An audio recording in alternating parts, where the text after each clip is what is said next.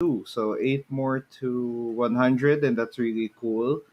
And I'm Jude, and next to me is Steven. And we're talking about something movie related, movie and anime related.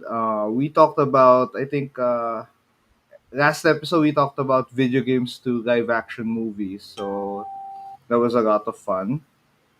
And this time, we're going to talk about anime to live action movies and series because That's right. there's a lot of anime that have had live action adaptations, and there's so much that we weren't able to list down all, but we have some of them in the honorable mentions, and of course we are gonna talk about the upcoming Cowboy Bebop live action on Netflix, which is the latest in a line of live action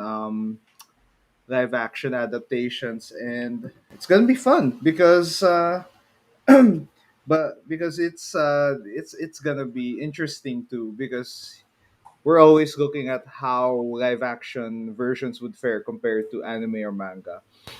But then again, there are really good ones and there are really bad ones, and we're gonna talk about both. So yeah, Steven, are you ready? Oh yeah, I'm ready. Okay. Um, let's go. We're gonna start with a franchise that has both a good and bad adaptation, and interestingly enough, has a Western and Eastern adaptation. So it has a Japanese one, it has an American one. The one is on Netflix, and this is Death Note. Death Note Oh, Death Note is arguably one of the most popular anime of the 2000s. It was really interesting. Like in high school, a lot of people a lot of our friends, batchmates had Death Notes, had the Death Note. yes. It was really cool. It was a really big anime at that time, but it was really fun. It was interesting because it's about Light, whose pseudonym is Kira, who has wields the power of a Death Note, and he uses it to for justice, in a sense. He uses it to eliminate people, to kill off undesirable people like criminals and corrupt people. But yeah, it was a very interesting anime, and until now, it's still very watchable. I think there's 2 seasons. It's a really great one. The manga is also good. Um, yeah, it's one of those anime that doesn't miss. It's really great. Now, for the movies, it's a bit of a it's in a way a mixed bag. Okay, we can talk about the good first with the Japanese live action ones. The Japanese live action ones are okay because some of the first parts, the first movies, were faithful to the manga and the anime, so they capture the moments there, and it's all good, all good. You get to see Ryuk, the Mhm. Shinigami, right? Shinigami, very well presented in CGI. He's basically just a CGI version of what the anime version looks like. So Mhm. nothing. They didn't really need to change anything there, and it was fine. Now for the for the bad side of the Japanese one, or maybe for some it's not. The subsequent films in the Death Note movie franchise, in that version, did veered off to from the source material. So that means that they didn't. They what they did was they only took like 20-30% of the material and rolled with a different kind of story in the film. So that's one thing. And now the bad part is the Netflix adaptation. Where can we go with the Netflix adaptation? Can I share something about Yeah, the Netflix version? So, go. in Asia Pop Comic Con 20, when was the last one? I think the last one was 2018 or 2017. 2017 or 2018. I can't remember which one, but there was a preview of Death Note in Asia Pop because Asia Pop had a partnership with Netflix Philippines or something. And Mm-hmm. when the first thoughts of my friends who saw the free preview were that it wasn't good. It wasn't a good idea. And from the looks of it in the reviews, it's Mm-hmm. exactly what it said. It wasn't good. So that's all I can say about Death Note, the US version. Okay, let's take a deep dive. Okay, so the Death Note Japanese movies are pretty much stay true to their manga and anime roots. So although they did have a few liberties with how the other movies after adopting the manga and anime story deviated, that's fine. I mean, you can try and make a new story, but the Netflix one is just bad. Let's just say that Light Turner in the Netflix one Turning. was basically dumbed down like a dummy who uses a Death Note, and the rules of the Death Note in the Netflix one deviated from the Japanese one because the rules in the Netflix one are more loose. So that means there are some mechanics that are just break what the Death Note is supposed to be. The Death Note is only supposed to like mark someone for death, and you can state the cause of death and stuff. But for the Netflix one, you can actually there are some loopholes where someone can actually survive and stuff. It's just That's a mess weird. of a show. And then they also they didn't nail the characters down well. Or the only thing that the live action adaptations of both sides did well was that they established Ryuk great. Like Willem Dafoe as Ryuk in the Netflix one, that was at least one really good thing of Mhm. that show was able to do. And after that, well, nothing much. So that was fun. That was the fun part. At least they got But yeah, one right. yeah. But hey, the movies and the anime, the anime and the manga, yeah, the Japanese ones, just worth a watch. It's still very watchable. It's still one of the best anime around, despite how long it's been. But yeah, it's a really great show and worth watching. Very watchable. Now we go from one awesome 2000s anime to another one, which is I think still running today, which is Gintama. I don't think Uh they've stopped. It's a long runner similar to the likes of One Piece and Naruto. And yeah, it's just a story that keeps on going. And Gintama has been a meme heavy show.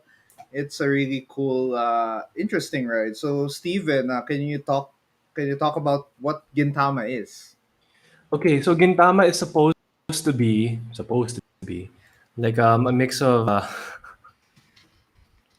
feudal Japan, so like Samurai X slash Rurouni Kenshin, but with aliens all of a sudden invading Japan. So it's like how the Jetsons are with aliens in sort, not Mm-hmm. the Jetsons, but parang ganun, same idea na Earth was invaded by aliens, but the aliens aren't really that harmful or anything. They just become like ordinary citizens. So it's like migrating from one country to another, but you're not there for war. You're just there to live and do things. And Mm-hmm. that's what Gintama is, essentially. It's a slice of life anime that just keeps going and going and going and going. And you have to see it to believe it just because it's so ridiculous, because it breaks all for the fourth wall. It breaks all walls of performance and everything. It's just a fun anime to watch.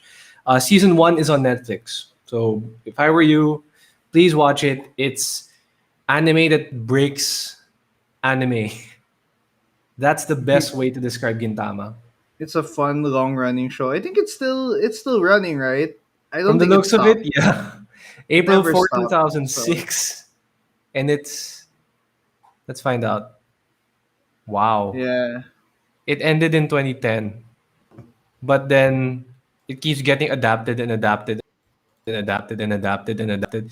It just keeps getting adapted. The most recent one is 17 to 2018. So it just keeps getting rebooted. Yeah, well, it's Gintama naman is a story that doesn't really have a single plot or goal. Yeah. It has multiple arcs, and the reason why that's the main reason why it lasted long. But yeah, how are the live adaptations of Gintama if they have films? Yeah. I'm not too familiar, but I feel like based on the outtakes that I've been seeing online, it's pretty good from the looks of it. Because you can tell the actors are having fun, and I notice when actors are having fun most of the time on movie sets, it you can tell that there's a more positive energy. Like everybody wants to make this movie work, unlike other behind the scenes where sometimes you can tell that the person's pissed off or something. I'm not too familiar, but I have a feeling the live action movies are okay. But if we Mm-hmm. check our sources or Wikipedia, so we'll see. Not too much reception here, but from the looks of it, it did okay. Did pretty well, Uh-huh. It earned 3.9 billion yen in 2017 in the Japanese box office. That's huge. It's wow. Okay, here's the thing. It even got to China. It earned 81.358 million Chinese yuan, which is huge. 12.3 million US. It's huge. It's so big. It goes to like different cinemas. It released in Japan, China, Hong Mm-hmm. Kong, Thailand. Yes, Hong Kong is a country. South Korea, Australia, New Zealand. It's pretty big, I'd say. They did pretty well.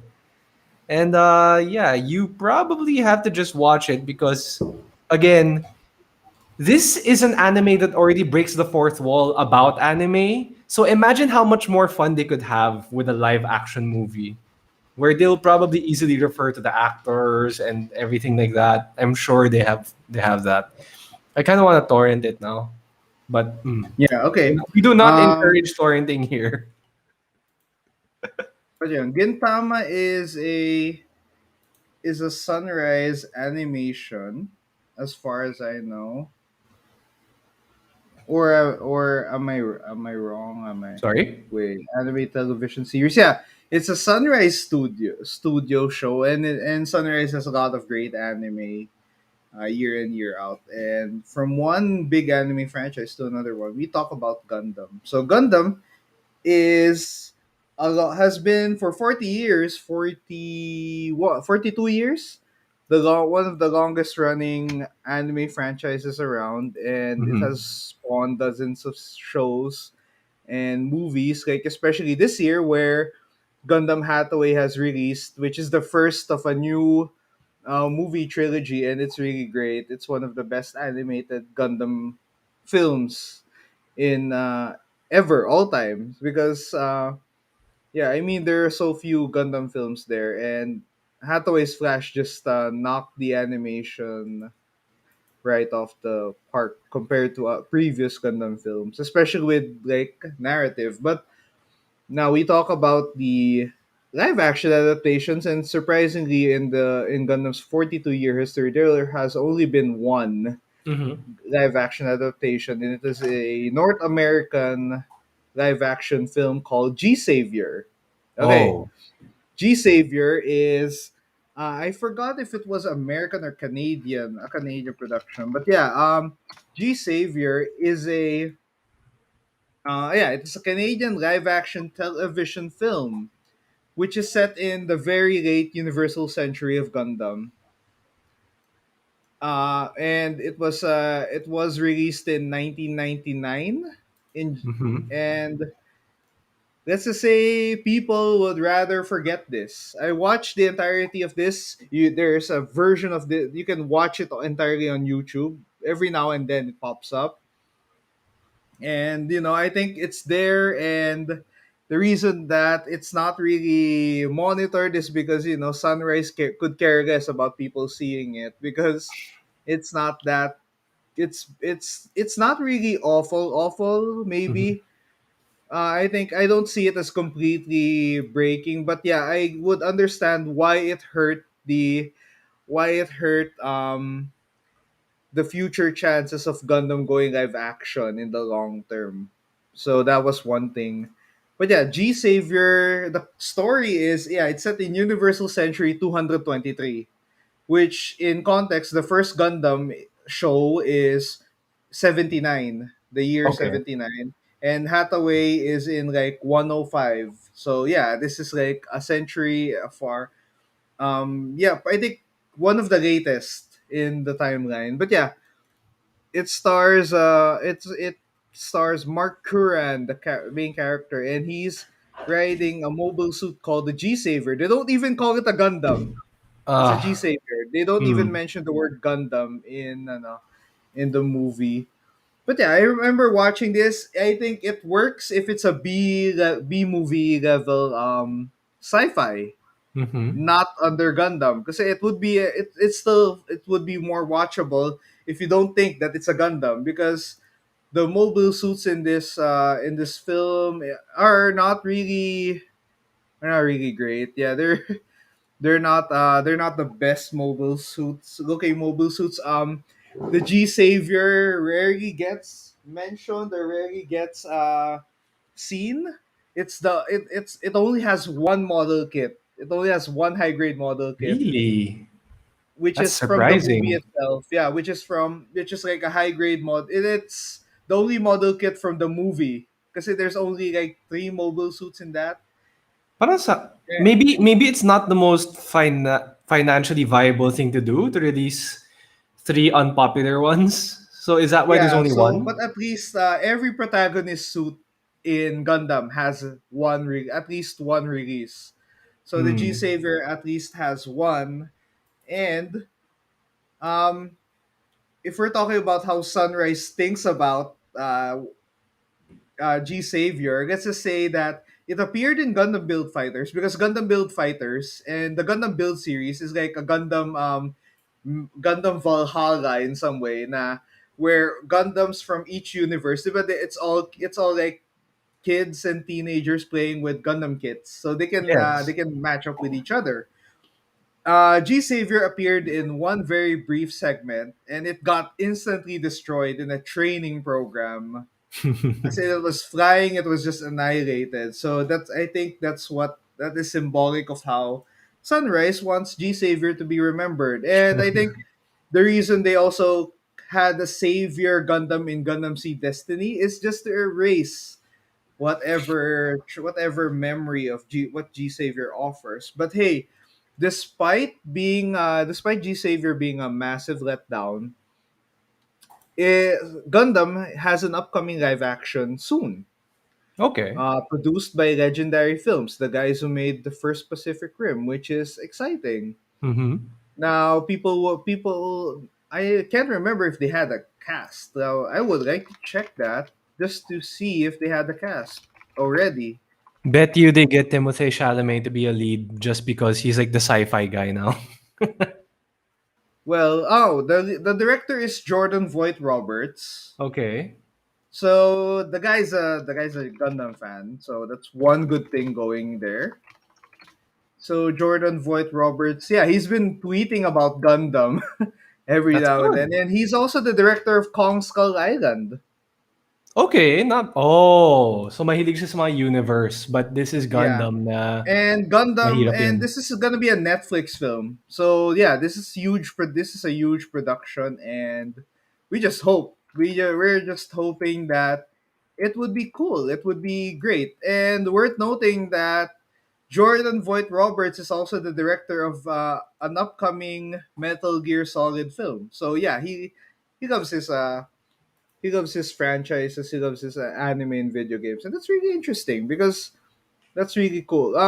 But yeah, so yeah, Gundam has a possible live action redemption arc coming soon. So that's one thing we have. But yeah, despite that, we still have to remember G Savior exists, and despite how people would say that it's kind of good, no, it's not really good. It's watchable, yes, but good, no, it's not. Now from a bad adaptation to a pretty okay one. Full Metal Alchemist. Now, Full Metal Alchemist is one of the arguably two of the anime adaptations of the source material are considered some of the best anime of the 2000s. It was they Mm-hmm. were both versions of the anime were released on the same decade. So first adaptation and Brotherhood, and it's one of the most it's those anime rank in like good my top 20, top 15 for me. Really great anime, maybe top 10. So that's a really great anime. And yeah, and with a great source material to ride on to. Eventually, Netflix had a live action adaptation, and it was pretty okay. It wasn't bad. It was more of a mixed bag because for the most part, it was able to bring to life some of the most lovable characters in the series, and they were able to replicate the live action. They were able to replicate some of the most memorable moments in Full Metal Alchemist in the live Mm-hmm. action, and it looks really good. They made it look really great, and it nailed how the anime looks there. And it's a Netflix movie, so the financial backing was really high. It was really great.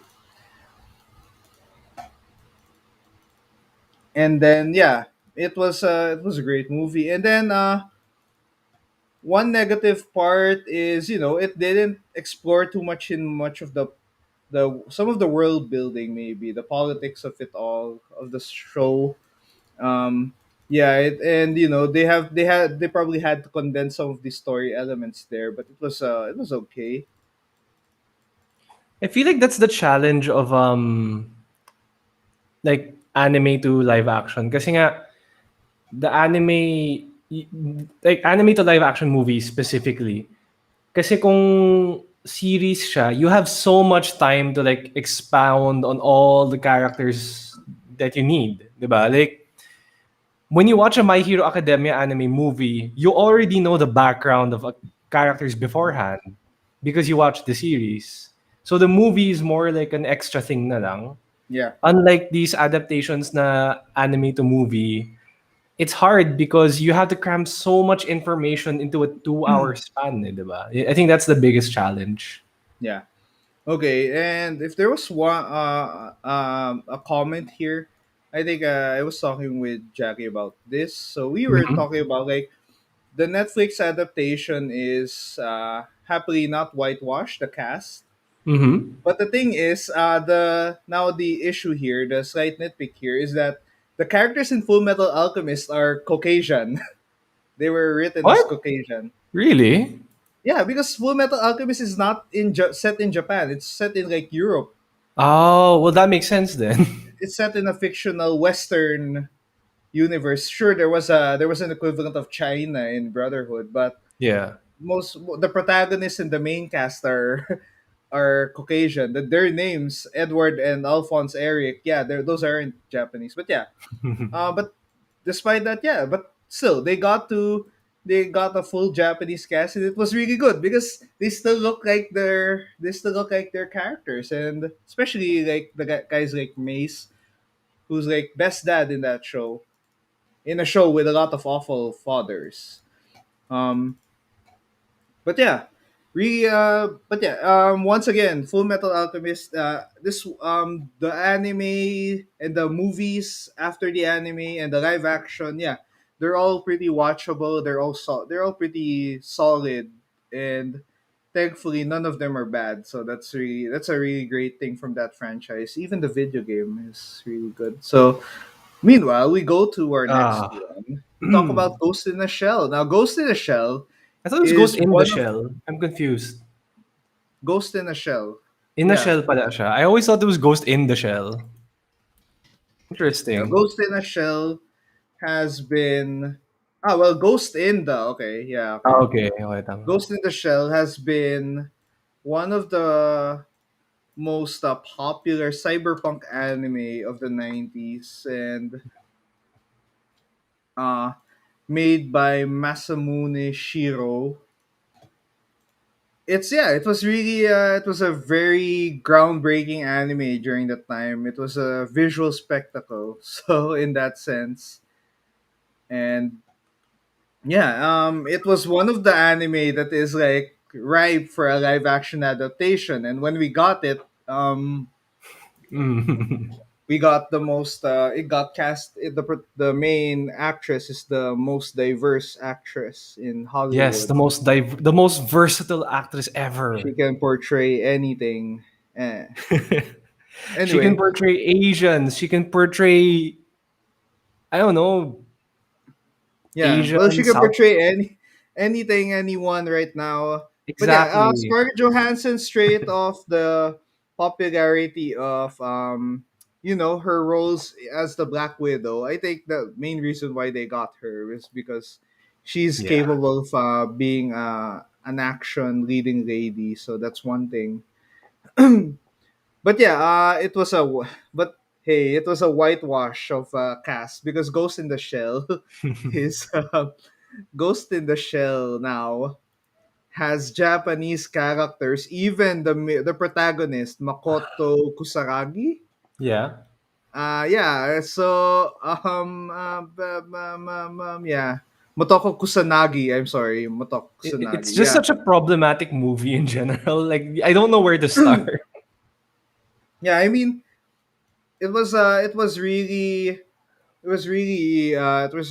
awful the way they did a lot of the characters in the story. Apart, well, the action in the CGI was great, the effects were great, Yeah. where they were really good, but yeah, it wasn't.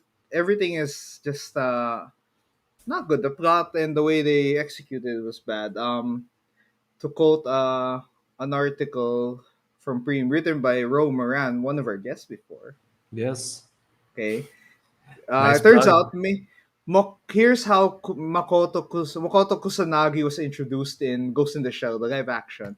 Um, she was once a Japanese runaway, killed by the bad guys, and her consciousness was put into a white girl for the villains to use for the Oh my villains to use. gosh. But yeah, and then she eventually rebels against that programming that she's gonna be programmed for the use of the villains. Yeah. But yun, she can't go back to being Japanese there. Yeah, so yeah. It was not a Yeah. good adaptation, and yeah, it was bad. This is how you should not make an anime adaptation, a live action one.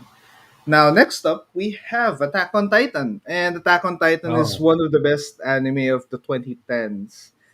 Well, a very, uh, were ran quite long, ran until I think last year, and it was really great. It was one of the most, no, it was one of the most watched anime around. It was very popular until now. It is. It's and then, it was just a lot of fun. It was a lot of craziness. The Titans and the struggle of humans versus Titans was like a great show. It was a great show. It was a lot of great storytelling there.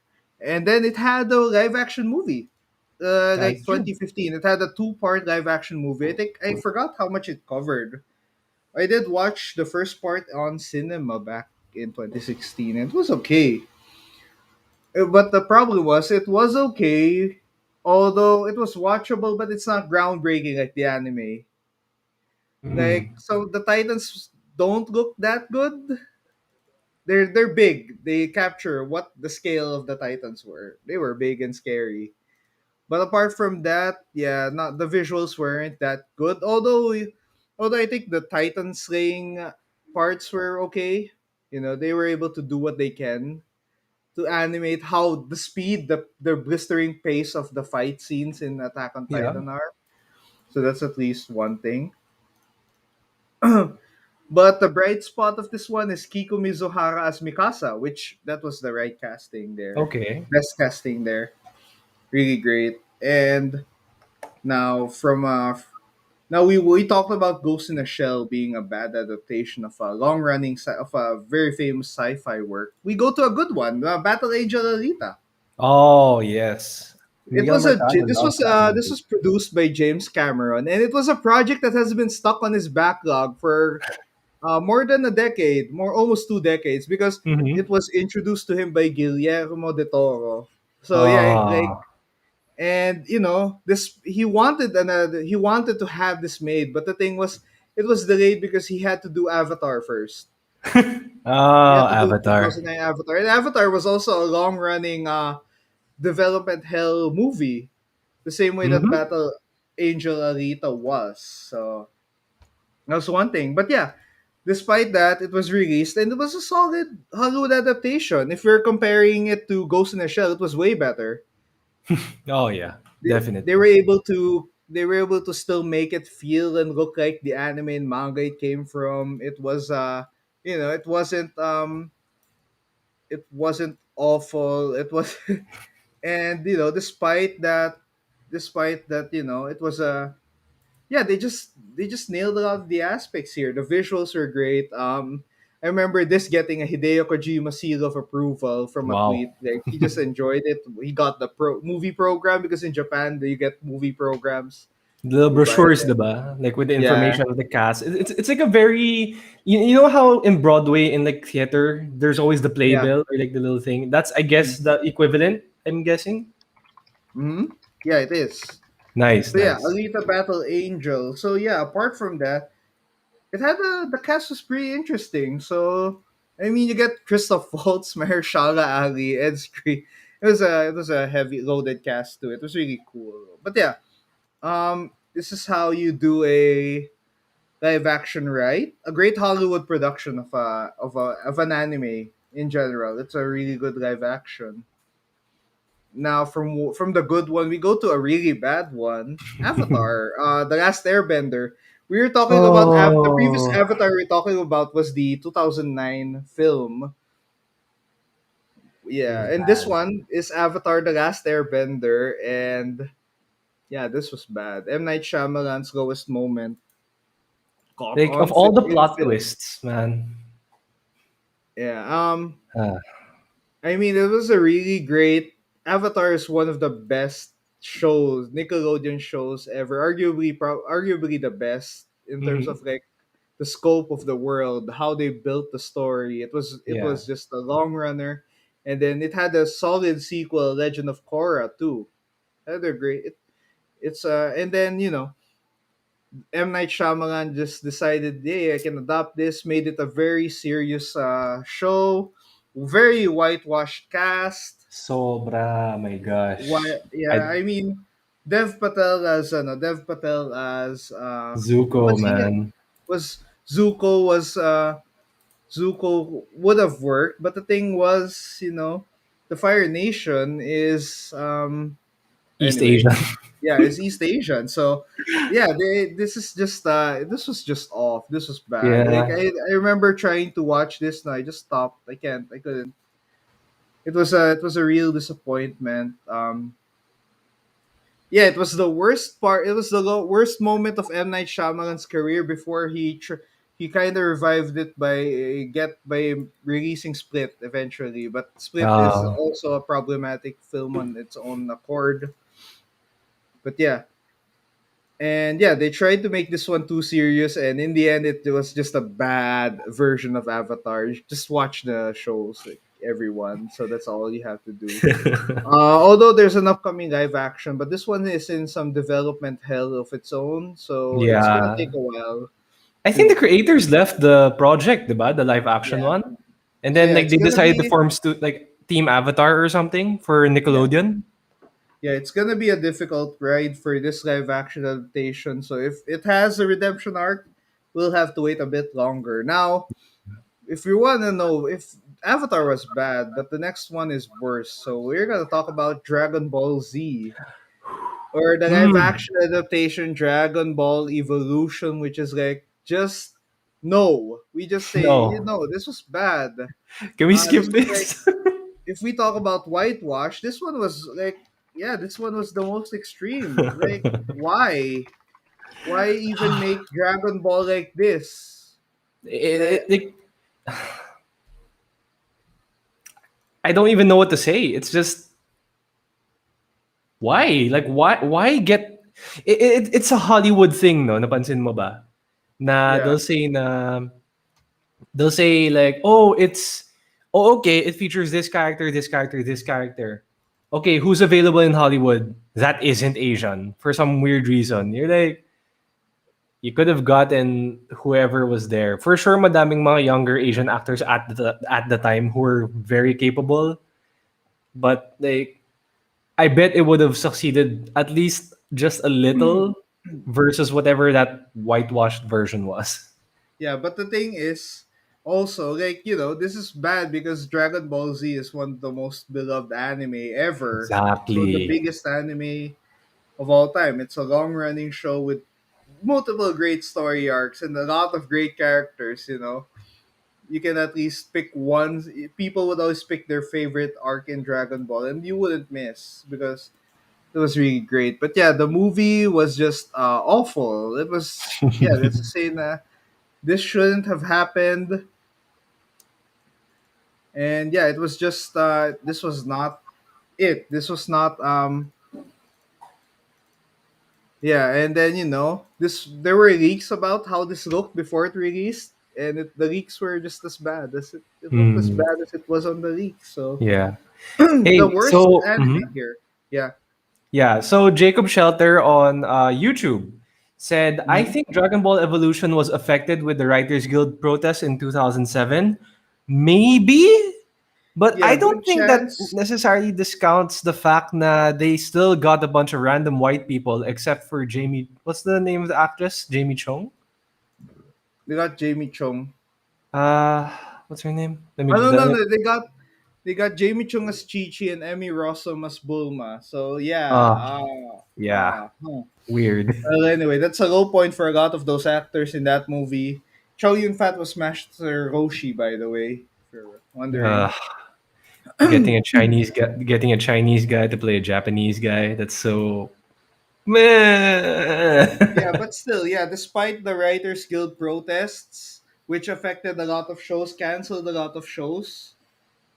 I mean, and yeah, cancel ended a lot. So many shows and movies were delayed or canceled entirely.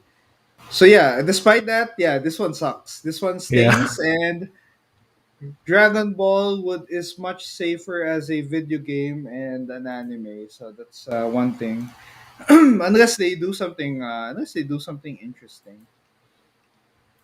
Now, next up, we go from the worst to the best with Rurouni oh, Kenshin. The Rurouni Kenshin films have been around for a while now. They're like four or three movies, and they were really good.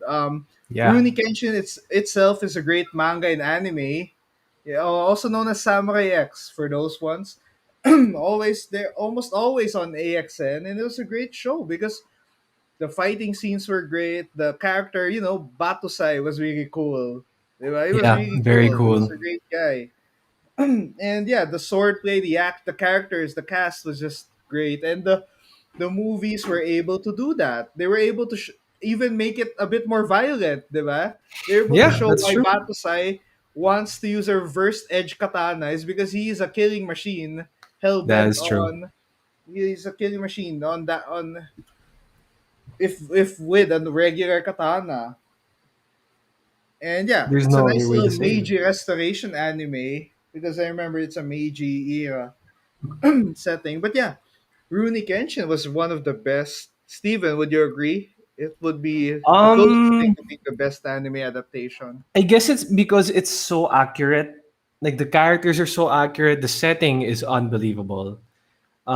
It's crazy. Now they were able to create such a nice detailed tribute to the series. Hmm. Let's not forget though that there is still a dark spot in the Rurouni Kenshin franchise. As we all know, the creator was arrested for pedophilia. Yeah, well, But that's another thing that will like. It's things you just have to understand. That okay, I don't know if it's well, a case of separating art from the artist or what, but Well, there's the it's case yeah, of separating H.P. Lovecraft from whatever he created, and the people just yeah, yeah, expanding on that and just leaving him out of it. So yeah. It's weird, no? that's one way to kind of fix it. But yeah, it's a controversial topic, yes, and yeah, but yeah, despite that, Rurouni Kenshin is very popular anime, and Still one of the best adaptations overall. yeah, it's a great set of adaptations. It's a multi movie series there, and yeah, it's a nice ride from start to finish. The beginning was great. The ending was just right on the track. Now we talk about another now that's our best and worst anime adaptations, and yeah, I guess yeah, in a way it's a hit or miss for anime adaptations, but the good ones are better than the good ones in are almost as good as the good ones in the video game versions. Yeah. And although we could debate that pound for pound, the anime live action versions are still kind of better overall than video game adaptations. Because the Japanese versions of the live action Japanese productions are really great. They do Yeah. it well. So and unlike video games where they just miss a lot.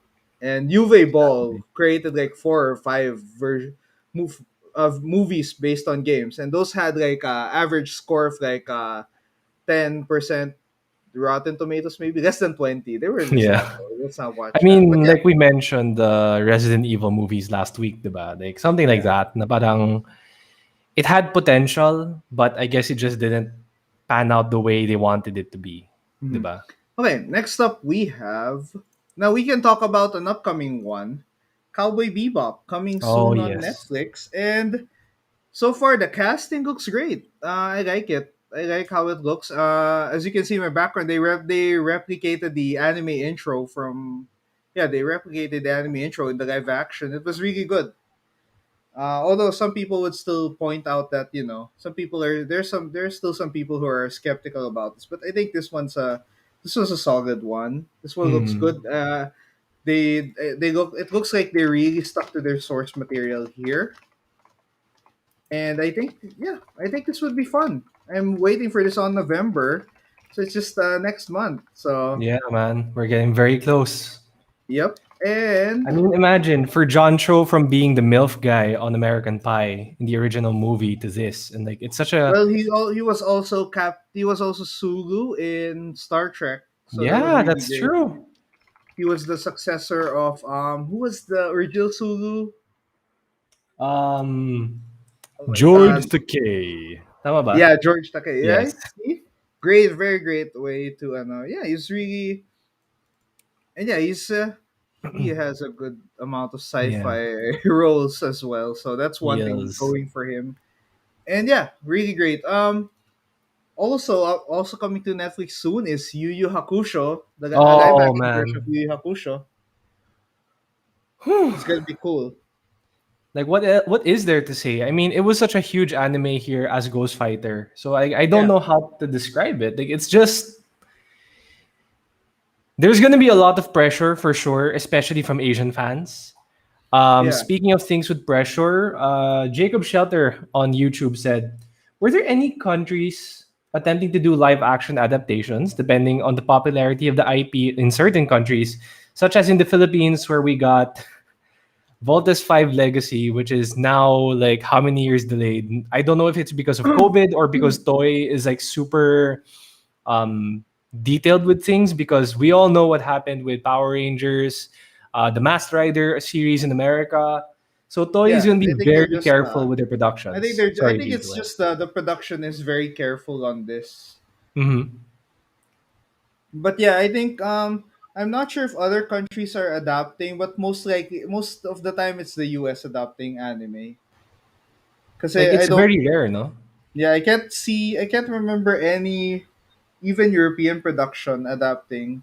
Because if that's the case, then if Italy would adapt something from Gundam. Because Ah, Italy has a or Gundam France doing following. loop in the Uh, third or something, you know? or if ano, or if oh yeah, France, 'di ba? Or if we're talking about South America, Latin America, Mazinger Z, they would have adopted Oh something from man, Mazinger that's Z because true. that Mazinger Z is really big there. So that's one thing. But yeah, I I think think one more example before we continue, Jude. The Moomin franchise. It's a Finnish storybook, But for some reason, it became so popular in Japan because of an anime from the 80s.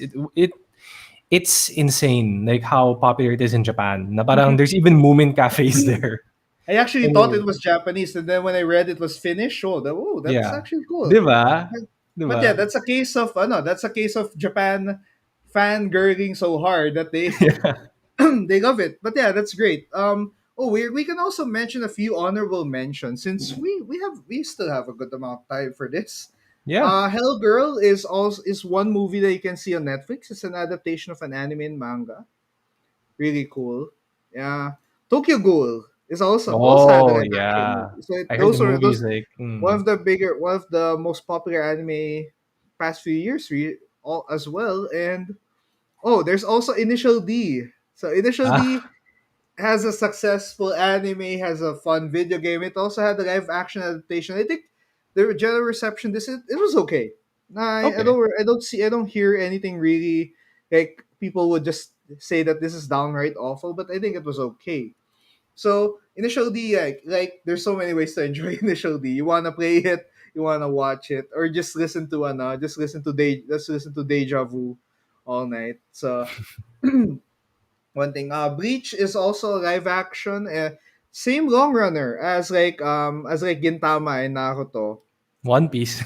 Yeah, same as One Piece. It has a long set of manga volumes, and I think they kind of revived it. There's a revival Yeah. They got a chapter. reboot. Yeah. Yeah, so that was one thing. Um, Your Guy in April, one of the most painful anime to watch, the saddest anime to watch, also has a live action. So if you wanna see if they really adopted the pain very well, yeah, you have to check that out. And there's also Nana. Nana is a very fashion and music anime. Jackie recommended this. This was really cool. This was this was like I don't know. You could say a punk rock kind of anime with a punk rock kind of theme. Mm-hmm. It's just something that's worth watching, and I'm really interested in watching it soon. Um, yeah, there's also and also worth noting there's like a live action of Assassination Classroom, which I'm Oh yeah, I've recently seen that. watching. Seen clips of it on YouTube. Yeah, Very, very nice. Very detailed. although the live action version of Koro Sensei looks like a fast food guy, fast food mascot, the Yeah. shiny fast food. But Like if yeah, we're talking uh, about throwback, like the GTO, there was a GTO movie which I heard was good, but again, it's so hard to access Japanese movies abroad. Like the closest thing now is probably we're subscribed to Signal on cable, and that's like the closest thing we have. We have Gem and Waku Waku Japan. Those mhm, channels occasionally air series and anime and mhm, movies once in a while. If not, there's Red, but in Red they usually do like the independent or like artsy movies. So mhm. occasionally you'll have like adaptations of like anime. Like I think they did show the GTO movie one time. I can't remember, but Okay. there's so There's many also adaptations. Yeah, there are a lot. There's also Kakegurui, Mm-hmm. the live action of that, which stars Yumiko Jabami in a in a school where gambling is where the students are one of some of the best gamblers. There's Nice. really great anime, but yeah, in general, Steven, would you think that anime adaptations are better than video game ones overall, whether it be a series or movie form? Hmm. Overall, I think movie adaptations are more accurate personally because mas may higher stakes eh. 'Di Mm-hmm. ba? Versus like a video game, it's still high stakes, pero it's different when you're talking about, a movie studio na sobrang laki. I'm not saying that the significance of the video game um creators are, sorry, video game to movies and anime to live action, no tama. That's the topic we're talking Mm-hmm. about. Bringing things to live action. I feel like mas at risk kasi yung mga anime kasi mas universally loved siya. So they really have to impress the fans as much as possible. Like even more so than video games. Kasi sometimes video games do have like very niche audiences. So as long as you satisfy them, parang medyo okay ka na versus like an anime na like everybody watches anime. Na parang we can even go further into a deeper dive for another episode about the impact of anime in society. That's like Yeah, a thesis that's a na, eh, future diba? But like thing. I'll Yeah. leave it for another episode. But yeah, I think anime to live action is like the one that does better. Okay. I think I would say the same because yeah, we based on what we said, like and also the amount of crappy movies based on video games that have been released for the past 2 decades. Safe to say that they're like the only really bad adaptations of anime is like a Gundam one and Dragon Ball and Avatar. Sige. But weigh that with UA Ball movies, and you're those will still win against all the odds. But yeah, before we go, yeah, I'll just put a few mention a few of our partners and sponsors before we leave. Now we can talk about we can talk about our Podmetrics $10 gift card giveaway, which is not sponsored by Amazon. Now all you have to do on Twitch is to follow us until we reach 100 followers, and we'll create a live raffle for this one, and whoever's name gets picked gets a $10 gift card giveaway. I think it's an Amazon gift card now, so it's no longer Comixology. Now I have to readjust that a bit. So yeah, but yeah, that's one. That's one. And for the Facebook version, you can. Our goal is to reach 1,000 followers. So you also get a chance to win $10 gift card giveaway on that one. And yeah, you can do that. But the case is you follow the page and also comment on the pin post. Um, one of our guests, one of our comic book artist guests that we have That's had in our right. previous episode. So that's cool. And yeah, you get but one case here, guys, Join you both. cannot apply for both Facebook Yeah, and Twitch. The that's winner right. there's gonna be two separate winners. No one can win both. That's too much. We have to give awesome comics to more people. That's the goal. Now we can also talk about what's this? Steven, have any message for Shopee? All right, so the 10-10 sale is coming real soon. You only got 8 more days left as of this recording. Please use our link podlink.co/o2k.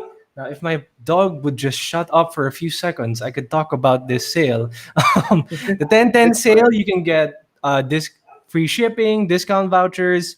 Just use our link before you check out. That is podlink.co/o2k, and you can help keep the podcast running. Shout out to my Awesome. dog Haro, who is still shouting right now because the cats are outside eating dinner. Oh, Anyway, I'll mute my mic for now. he's threatened with cats. Anyway, for the geeky ones, you get our podcast. The audio version of this episode is available on Anchor, Spotify, Apple Podcasts, Google Podcasts, and other podcast platforms. And also, you're watching right now on Facebook, but you can also follow at the geeky one. You can also follow us there at the geek ones. You can also follow us on that same handle on Twitter, Instagram, Twitch, and YouTube. And speaking of Twitch or YouTube, you can also watch us there. So you can watch us on three platforms or streaming right now on three platforms. That's why you can see comments from Twitch, YouTube, and Facebook at this all at the same time and just look at it. So yeah. Um Also you can also check out thegeekyones.com. I'm writing an article right now which is gonna be around maybe later tomorrow. So stay tuned for that. And also you can also check out our personal pages, which is mine is Dude It's Jude on Facebook, and I stream games. So I was streaming No One Lives Forever 1 and 2 last week. Now my goal I think is to stream something comfy. So I'll be streaming some Borderlands for Monday to Wednesday Hmm. until work yeah, until I get busy with work. So I won't be streaming after that for a while, but I'll be coming back like in like a week and in like a week. So that's gonna Nice. be cool. Now, Steven, your turn for your pages All or right. your I am page. at Stevie Said Yup on Facebook. It's more of just a personal blog there. Twitter is more where I rant about ice hockey and wrestling a lot. Instagram is more like a photo blog. You might see a few things that I've done to my skateboard. I'm learning finally.